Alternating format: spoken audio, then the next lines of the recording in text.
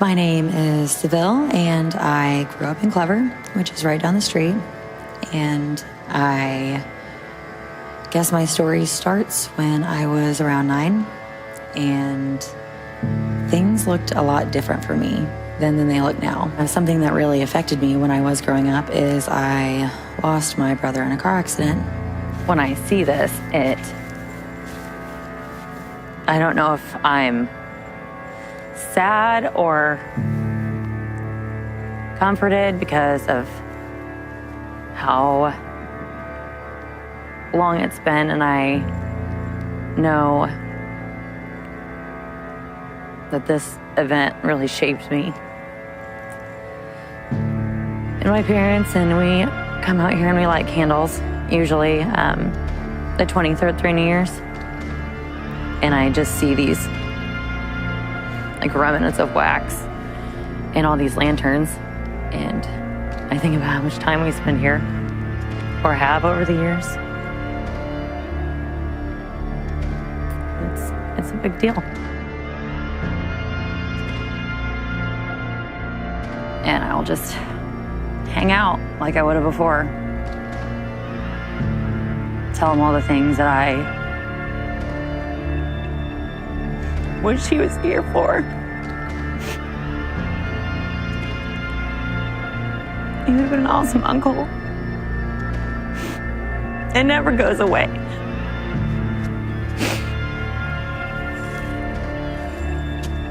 But God uses it for good. All the time. All the time.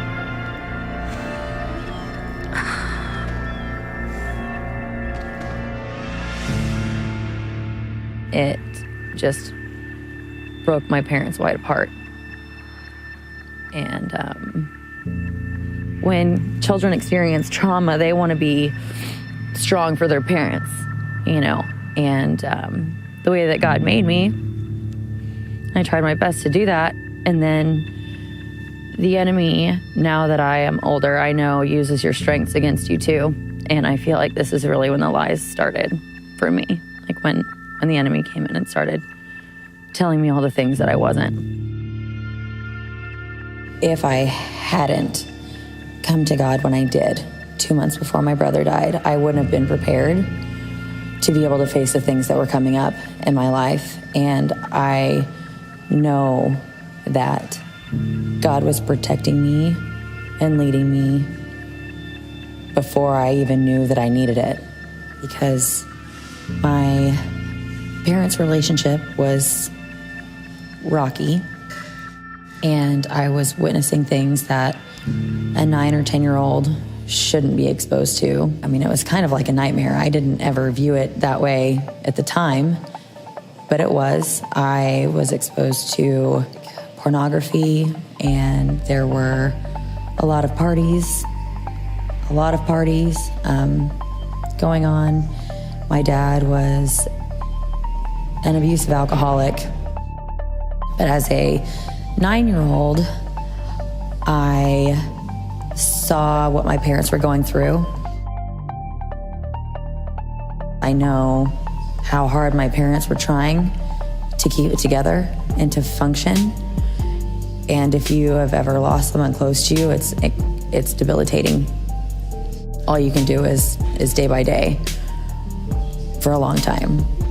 And my mom was working a ton, and it took a few years, but she developed really bad anxiety and depression, and she couldn't sleep.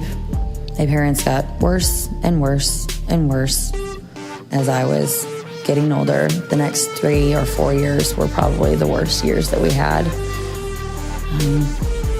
My dad would come home and yell and be abusive, and there are holes in the walls and in the doors, and it's just not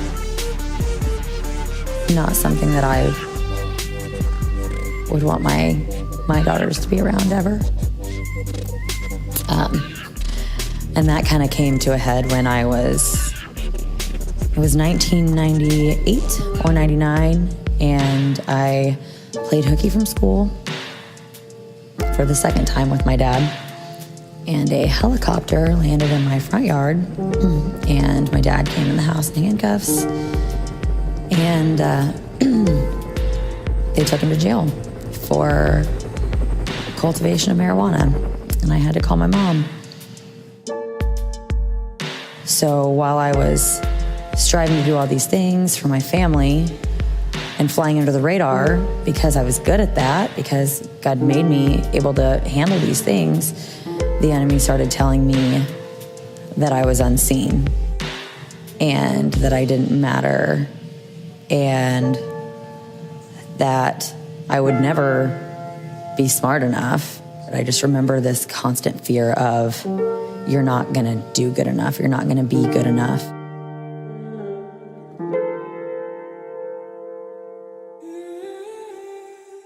I started noticing this huge decline in my business, and I couldn't figure it out.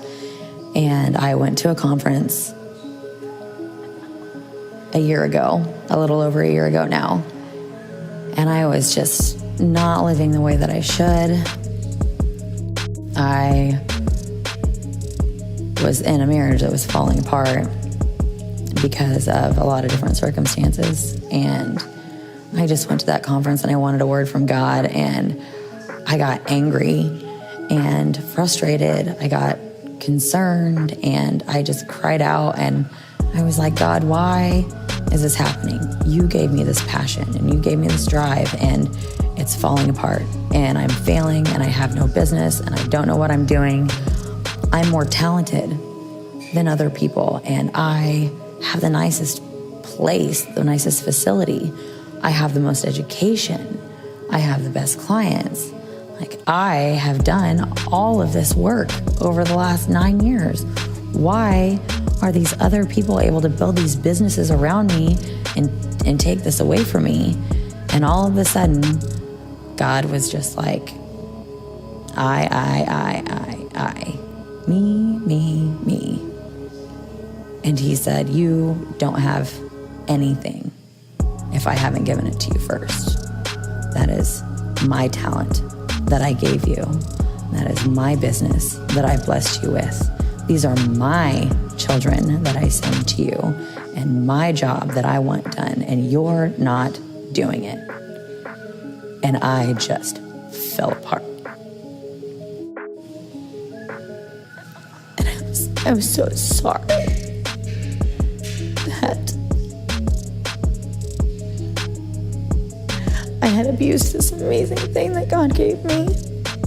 And I felt sad for my clients and friends that I wanted to help, but because I got so prideful, because I knew how good I was, that I messed up.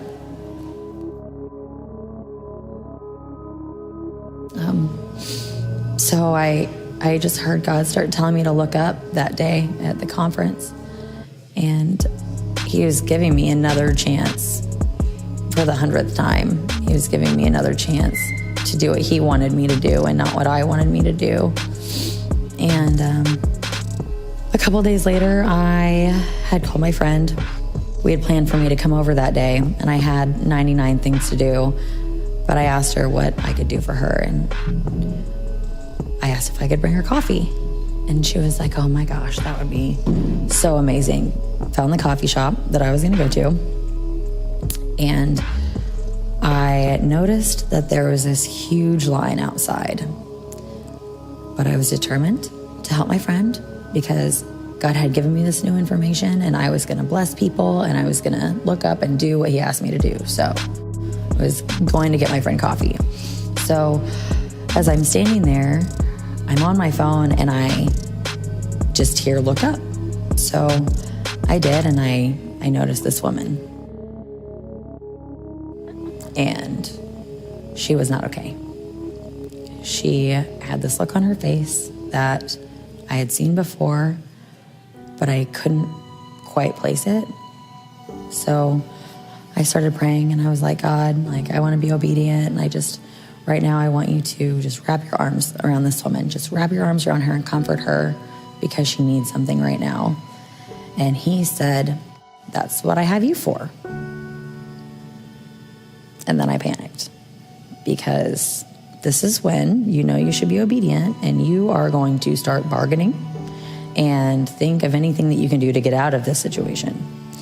So I was having this Moses moment, and I was like, God, I don't know if you have it right now. Like, this woman is clearly not wanting me to touch her. I'm wearing black boots with my black pants, with my black shirt and my black hoodie and my black beanie, with my tattoos and my black hair and my piercings, and she doesn't want me to go anywhere near her. But she needs you. And he was like, you go give her a hug. And I was like, oh, let's talk about this. Like, I really don't think that's what I should do, but you know what? She obviously needs something. Okay, I'll meet you halfway. I have my business card. How about I do that? I'll go buy her a coffee and I'll take it to her.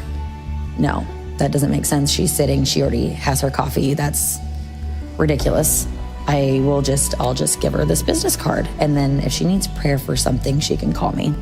And they called my name, and I grabbed my stuff and I walked over to her table and I sat my card down and I said, I know this is gonna sound weird, but if you need prayer for anything, you can call me. And she said, oh my gosh, can I hug you? And before she even got it out of her mouth, she was standing and I was holding her, and I was just telling her that it was crazy that she asked for a hug, because I just saw her and I knew that I was supposed to give her a hug. And she was like, I've just been praying for that.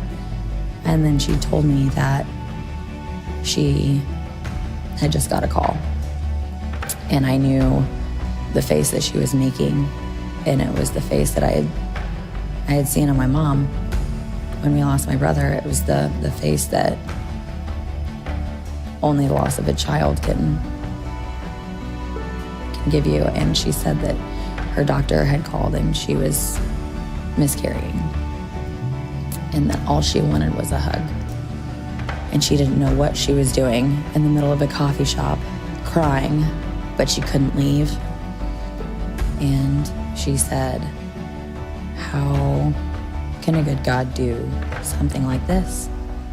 And I just held her, and I told her that God saw her in a coffee shop in Springfield, Missouri, and he loved his daughter so much that he sent her a hug because that's what she needed.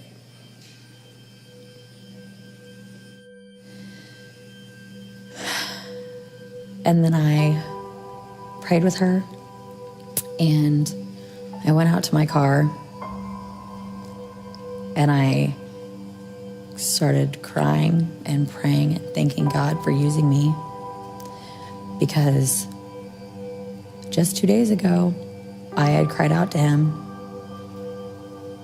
and all of the mess that I was living in, and as selfish as I was being at the time, he still saw me, and he was going to use me. It just really confirmed that it doesn't matter what the enemy's told me forever, that I'm unseen, because in that moment I was seen. And it didn't matter that the enemy told me that God couldn't use me, because he used me. The crazy part of it all is he's got this plan, and he gives you just enough. And when you're at that point where you don't know how you're going to do it anymore, or you don't realize how far you've gotten, he just relentlessly pursues you and brings you back and gives you just what you need right when you need it. Every time. He's done it since I was little. He's just always after me, telling me that he's going to use me. And it's overwhelming and amazing. I don't deserve it, but he loves us so much he does it anyway.